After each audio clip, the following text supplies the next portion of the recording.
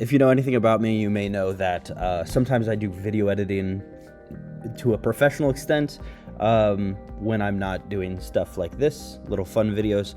But I figured I'd show you like a process that I would go through for sort of like a standard edit, not necessarily one that I filmed for, but one where I'm pulling clips. So I figured I'd show you two examples. One is a video that I just released. It's based off of the song Her by Jake. It's this song. Let me play this part really quick.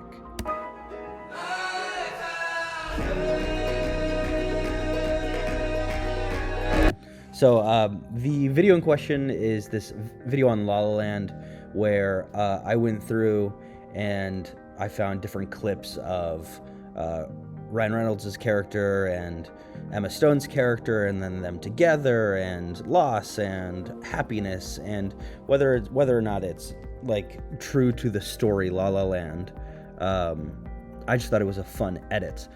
Now, if you look at this timeline, you can see that I have like videos on different levels. And that was done very much on purpose because of my process. So what it did was it started with getting the video or getting the movie. And the movie, if I were to just click on it up here, appears in a timeline. Incredible. I can watch it. What I did for this process is I did what I call an in and out selection process, where using the preview tool in the left side of my screen, if I found a clip I liked, let's say I wanted this moment. Oh, that's so cute. I would press I, or I could right click and click add in point, and then I'd go until I was done. Let's say it was this moment, and then I would press O. See how right here it is like created brackets. Once I've done that, I can then import it into my little timeline over here by just dragging the clip, because I've selected two in and out points. So basically what I did was I scrubbed through the entire movie, and I found moments that I liked. And to keep myself organized and all not confused, what I did for this is I had all of the clips where it was Emma Stone's character Mia and only her being like the main focus. I dropped them and I kept them on the bottom layer. So what that allowed me to do is when I was editing later, I could look and be like, oh, I need a clip of just Emma's character, and I could find just these moments and be like, ooh, there's a good one, that's cute, or this one, or so on.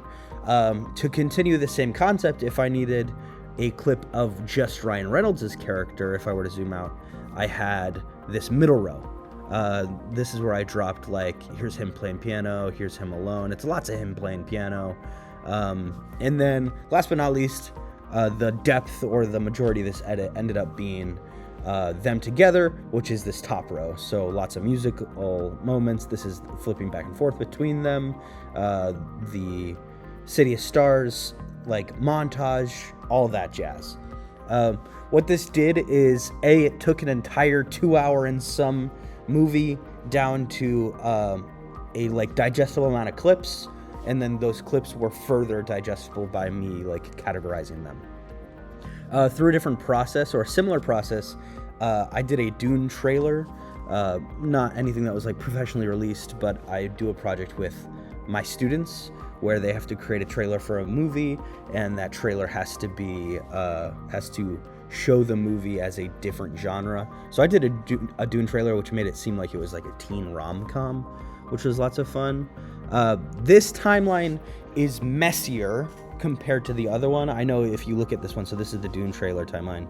This is the edit for my Her edit for La La Land. You'll notice that they both look kind of messy. The reason I say the Dune one is messier is because there's sort of, the only reason I have different layers on this is for like certain transitions. The layers in this case sort of mean nothing. It's just I wanted one piece of footage on top of another piece of footage. But for this one, I did a similar in and out concept, but there were two movies that I cycled through with Dune. So like if you look at Dune 1, I didn't use a lot of Dune 1 because it's a teen rom-com. I wanted lots of Zendaya. So there's only a couple clips that I pulled from it.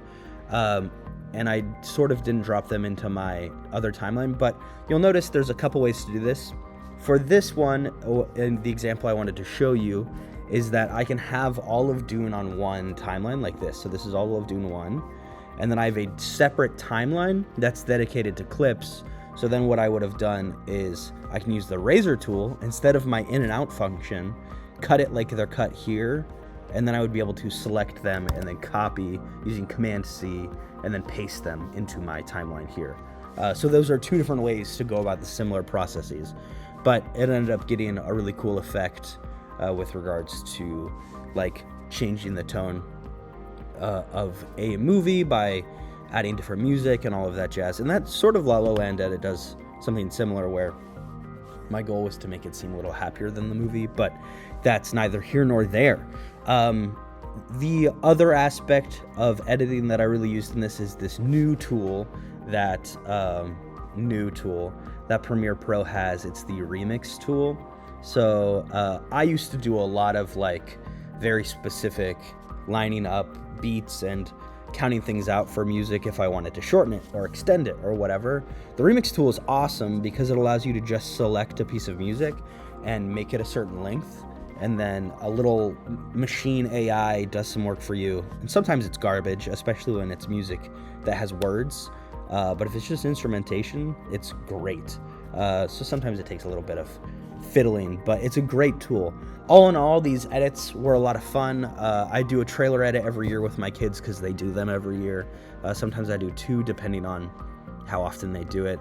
But this is just sort of like my process of identifying types of clips I would want depending on the overall tone, and then organizing them through some means, whether that's just chronological or like La La Land, based off of who's in what clip and chronological. But yeah, that's my process. Thanks for listening.